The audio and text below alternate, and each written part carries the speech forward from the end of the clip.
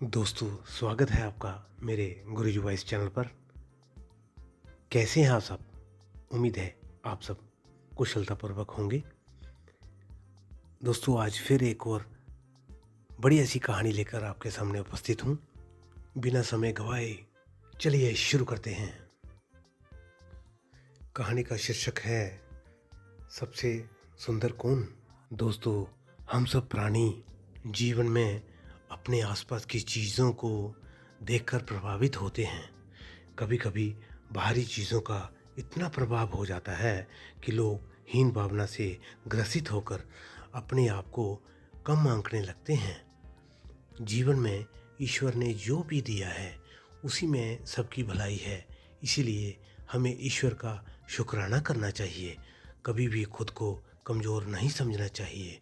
आज ऐसी ही एक कहानी लेकर आपके समक्ष उपस्थित हुआ हूँ। ये कहानी एक कौवे की कहानी है। एक दिन की बात है, कौवा अपनी शक्ल को देखकर सोचने लगा कि पक्षियों में सबसे ज़्यादा कुरूप मैं ही हूँ। उसने जब ज़्यादा सोचा तो उसे लगा कि ना तो उसकी आवाज़ अच्छी है, ना ही पंख सुंदर हैं। काले रंग की वजह से उसे लगता था कि वह रंगों से भी वंचित है। अपने बारे में ऐसी बातें सोचने की वजह से उसके अंदर हीन भावना आ गई और वह दुखी रहने लगा।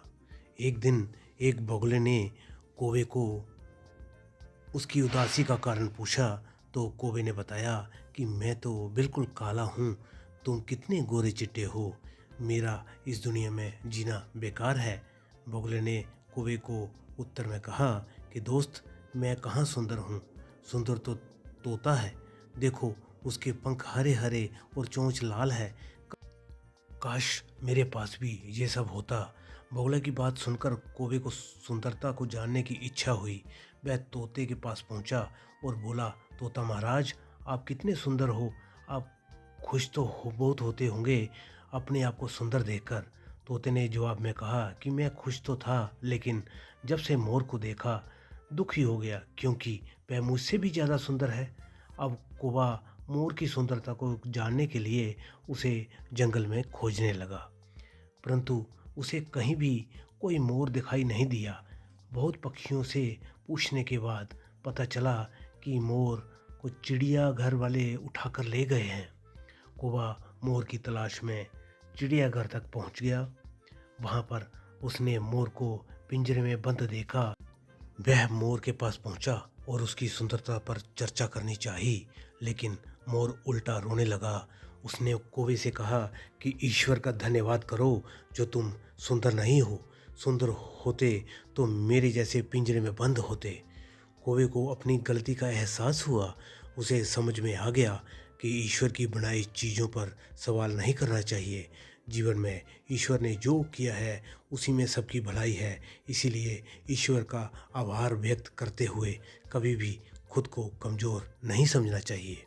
दोस्तों, ये कहानी आपको कैसी लगी कृपया कमेंट कीजिए। अच्छी लगी है तो लाइक कीजिए, शेयर कीजिए और मेरे गुरुजी वॉइस चैनल को सब्सक्राइब कीजिए। मिलते हैं अगली एक और नई वीडियो के साथ अगली बार। तब तक के लिए नमस्कार, धन्यवाद।